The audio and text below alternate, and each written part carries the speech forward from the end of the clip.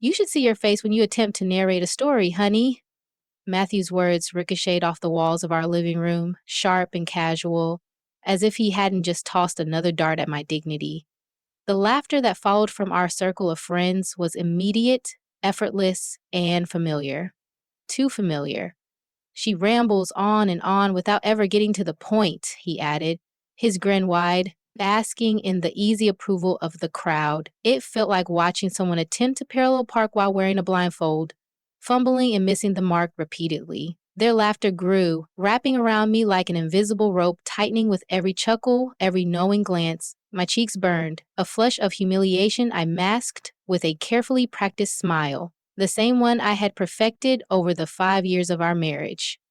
My fingers clenched around the stem of my wine glass, grounding me, reminding me to hold steady even as something brittle inside me began to crack. And then it happened. A shift, a fracture too small to notice but impossible to ignore. At 32, I'm Tasha Reynolds, and I've had enough. Enough of being the punchline to my husband's lazy jokes, enough of swallowing words I should have screamed. I manage a team of 15 sharp, brilliant minds and oversee multi-million-dollar campaigns as a marketing executive for one of Houston's top firms. Yet here I am, diminished to a caricature in my own home, in front of people who think this is just our dynamic. But it's not anymore. However, I am merely Matthew's favorite target at home, where he makes incessant jokes about everything from my appearance to my cuisine. It was meant to be a laid-back dinner with friends tonight, but like all social events, it had devolved into the Matthew Show. He was in terrific form, telling our guests story after story that was all intended to make me appear stupid.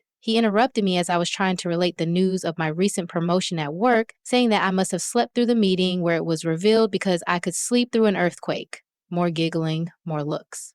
But really, he went on, put his arm around my shoulders in that manner he had possessively. At work, you should watch her attempt to give presentations. Do you recall the time you contacted me in tears because you couldn't remember the name of the client? That never took place. However, Matthew had a knack of inventing stories that sounded just right, interweaving them with tidbits of truth, until even I began to doubt my own recollection. And every time I attempted to defend myself, he would simply respond, "Relax, it's just a joke," with that patronizing smirk. I saw him presiding over me and this crowd in our living room, exuding confidence and assurance. He was unaware, however, that I had finally had enough. My throat was burning with his greatest secret, the one he had pleaded with me to keep silent about. A perilous clarity descended upon me as I sat there and watched him perform. I sat there. Perhaps it was time for a truly humorous story to be told to everyone. Matthew's jokes looked innocuous enough at first. I was representing my marketing firm at the company function where we first met. He was affable, accomplished, and his taunts about dropping my drink felt lighthearted rather than mean. As he helped me clean up, he observed, "You're adorable when you're flustered."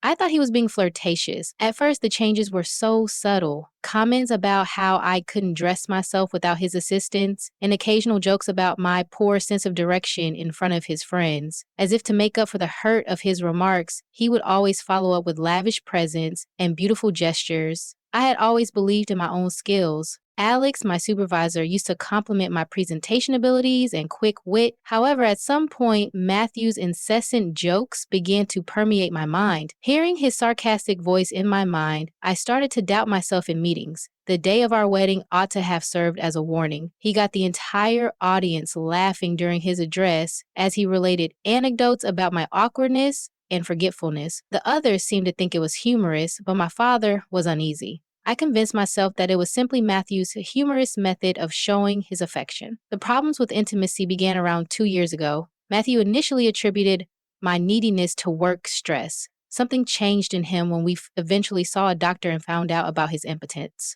The jokes increased in frequency and severity. He seemed to need to undermine me in order to elevate himself. After the diagnosis, he had pleaded, "Don't tell anyone. This remains private between us." In an effort to keep him safe, I had consented. I kept his secret, even as he humiliated me more and more in public. Isn't that what a decent wife does? I heard him making up stories about how cold and hard to please I was on the phone with his friend Brad last week. As I heard him turn our personal conflicts into yet another chance to make fun of me, my fury began to boil. I've shrunk for the past 5 years of my life to keep from being the subject of his next joke. I've been making up laughter while dying inside for 5 years. He revealed all of my flaws, imagined and real, to the public while he kept his secrets for 5 years. I wonder if those who have been laughing at his jokes for years would still think him funny if they knew the reality, as I look around our living room now. And here's the best part, Matthew said, raising his voice theatrically. In fact, Tasha attempted to prepare a romantic meal last week. You ought to have noticed it. Crisply burned, with smoke all about, she has a crisis even when she boils water. My skin felt like needles from the laughter. In actuality, I had spent hours preparing the meal in an attempt to establish a forum for discussing our problems. The smoke only occurred because I was preoccupied with Matthew's call, informing me that he would be late once more.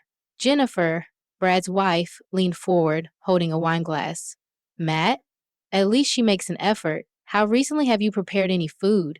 I felt a twinge of appreciation, but Matthew snuffed it out right away. He gave me a knowing look and grinned, saying, "Oh, I make sure she's satisfied in other ways." "Yes, honey?" There was provocative laughing throughout the room. As I watched Matthew revel in the response, my face began to heat. He understood exactly what he was doing, implying a lie to deflect criticism of his own shortcomings. Actually, I opened my mouth to say something, but Matthew interrupted. "Be careful now, my love. We don't want you to seem foolish once more." Although he spoke in a light, even, fun tone, there was a caution in his eyes. "Do you recall the Stevens party from last month? When did you attempt to recount the incident involving your meeting with the client? It wasn't—" I gave it another go. "Do you see what I mean?" Matthew cut in, speaking to our companions. "Sometimes she is so perplexed. I'm glad she has me to correct her." Brad and the others laughed, but I saw Jennifer observing me warily. With years of accumulated humiliation pushing down on my chest, the room seemed oppressive. Then Matthew struck the last blow. "What's humorous, do you?" Now he was enjoying the attention and was on a roll. In fact, Tasha recommended that we begin attempting to conceive shortly. Is it possible? She has trouble caring for herself. There was silence in the room. Everyone was aware that we had been married for 5 years and had no kids. A few awkward looks passed back and forth. Matthew went on, unaware of the tension. Let's be honest. Some folks simply aren't suited for parenthood. Yes, honey? Yes. In that instant, something inside of me solidified. I had kept his secret all these years out of love, loyalty, and some erroneous feeling of my wifely obligation. I had put up with the jests, the derision, and the continual eroding of my self-esteem. While he was ripping me down to build himself up, I had grinned through the humiliation. However, this, making fun of me and portraying himself as the better partner by exploiting our personal conflicts, not anymore. For the first time this evening, I steadied my hands and carefully put down my wine glass. Tonight's entertainment was going to be the truth about our childless marriage. "Matthew," I murmured in a remarkably steady voice, "perhaps you ought to discuss your visit with your doctor from the previous year." The grin on his face stopped. "You're intoxicated, honey. You might want to drink some water." "I'm not intoxicated. For the first time in years, I'm actually thinking clearly." I looked over at our companions. "For once, would you like to hear a humorous story?" Matthew got to his feet suddenly. "Who requires a refill? Brad? Jennifer?" There was a hint of panic in his voice. I whispered to Matthew, "Sit down. You recall how much you enjoy story time?" It became tense in the room. Our friends noticed the change in dynamics and looked between us. When Matthew saw that his typical strategies weren't working, his expression worsened. In an attempt to recover control, he declared that Tasha had consumed too much alcohol. "When she drinks, she becomes emotional. Do you recall when she was at the Christmas party? What time do I cut you off? When did I catch you telling your buddies made up stories about our sexual life? Or when I heard you accuse me of being the reason we don't have kids?" Jennifer put down her glass of wine. "Perhaps you should let her talk, Matt." Matthew laughed. "Oh, there's nothing to say," but it sounded forced. "Tasha is being very theatrical. Women are like that sometimes. When you make fun of my cuisine, do I become dramatic? My occupation? How I look?" My voice was growing louder. "Or am I exaggerating the actual reason we are childless?" Matthew's face lost its color. He walked over to me and grabbed my arm. "Let's discuss this in private, honey."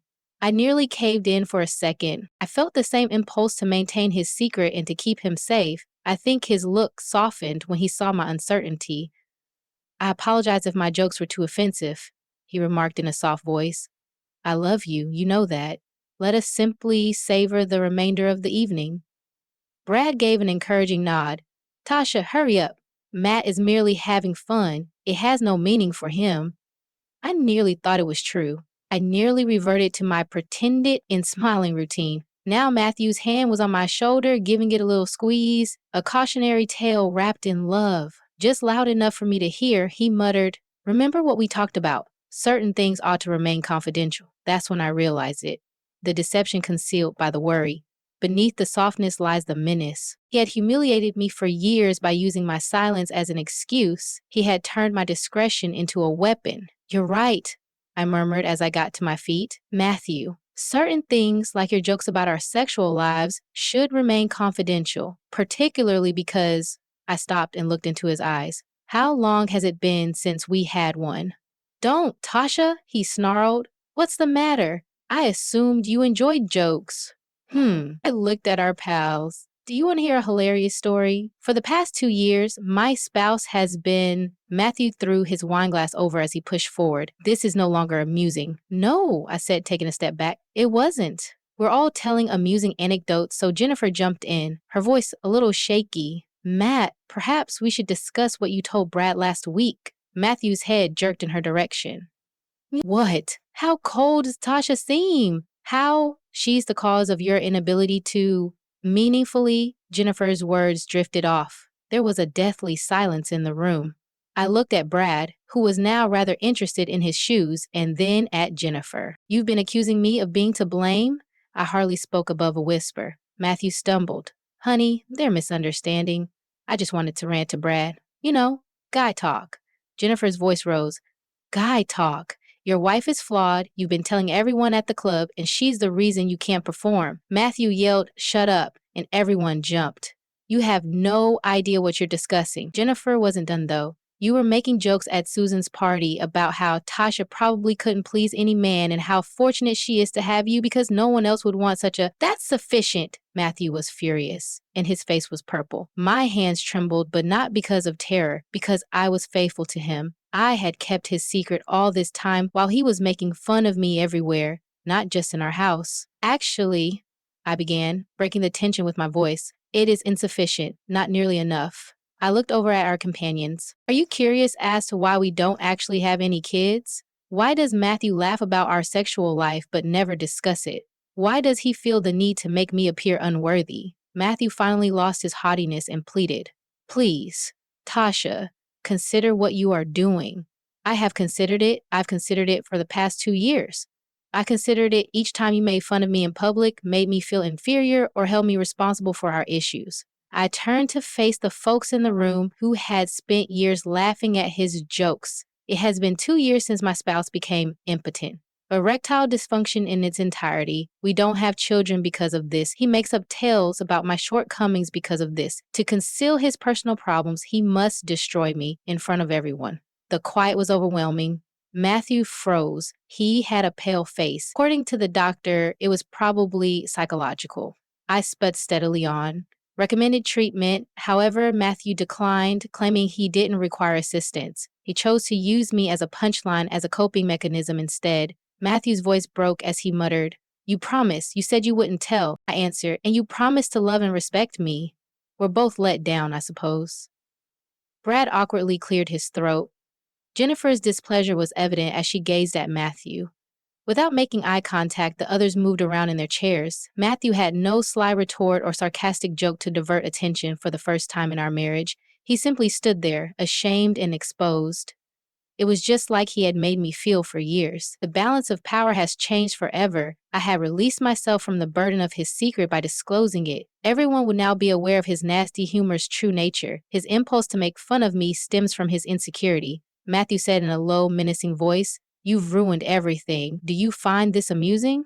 Do you believe that making fun of me will improve you?" "I don't find humiliation amusing at all, Matthew."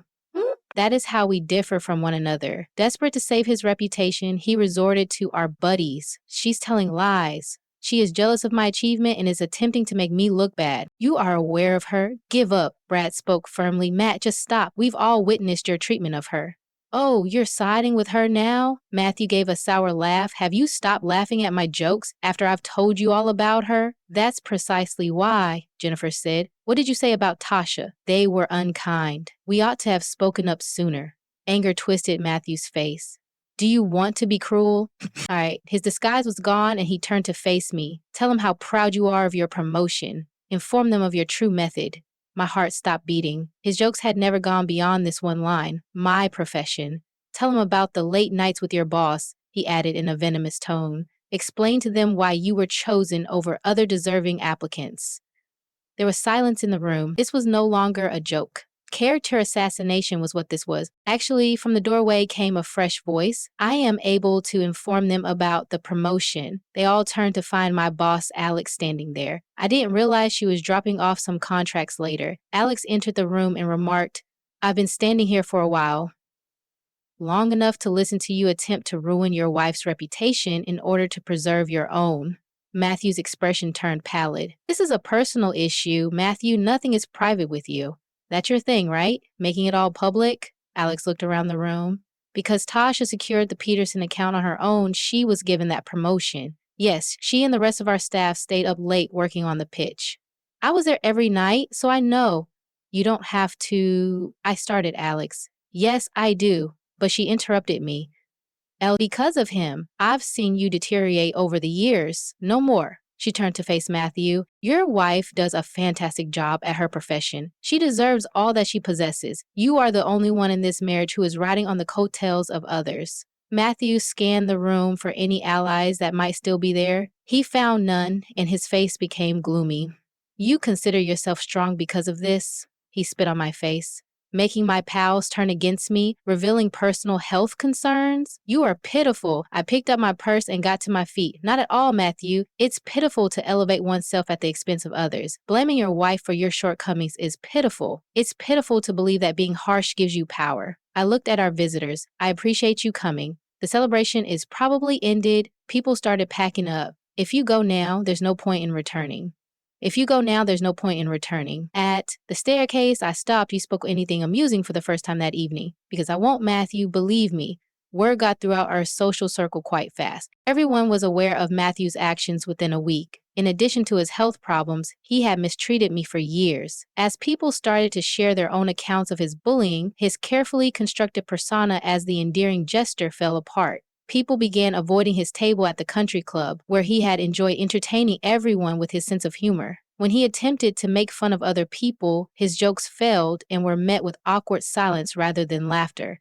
Even his closest friends avoided him, especially after Jennifer revealed more of his heinous falsehoods. At his company's yearly dinner, the ultimate blow was delivered. Forgetting that I was no longer his punching bag, Matthew attempted to recite one of his amusing tales about me. There was a voice among the crowd. Matt, will this be as true as the rest of your stories? Snickers broke out in the room. At him, not at his joke. Feeling humiliated, he stormed out. I later learned that he had gotten wasted at a pub and was screaming about how I had destroyed his life by letting him down. The issue with confidence, however, is this. Tearing others down is not the path to true confidence. I had to lose my marriage before I could find my hum. However, I felt like I could finally breathe again after packing my belongings and moving into my new apartment. Matthew attempted to joke about my moving boxes the last time I saw him.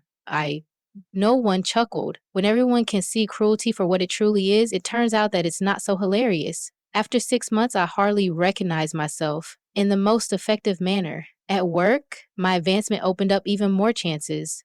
And for the first time, I felt comfortable taking them on without Matthew's persistent undermining. Alex became into a good friend as well as my boss, someone who, rather than making fun of my accomplishments, celebrated them. Jennifer and I also maintained communication. A month after our dinner party, she filed for divorce from Brad, claiming that my stance given her the confidence to confront her own problematic marriage. We now frequently get together for coffee and laugh about genuinely humorous topics. The divorce process was shockingly straightforward. Matthew accepted my requirements without question because he was terrified of being humiliated anymore. It was his last joke effort. We never had children, but at least now everyone understands why. My lawyer gave him a look that could cut through steel, and I was left speechless. It was just last week when I ran into him at a restaurant. He was sitting alone, casually eating, while trying to charm the waitress with his usual banter. You can't sing with us, the waitress casually asked. She wasn't amista. You still can't take a joke, Tasha, he asked as I walked past his table. I stopped, turned around, and looked straight at him. Oh, Matthew, I can take a joke. Now I can. It wasn't until recently that I realized you were even joking in the first place. As I was leaving, I heard something that struck me hard, something I had never heard in all the years we were together.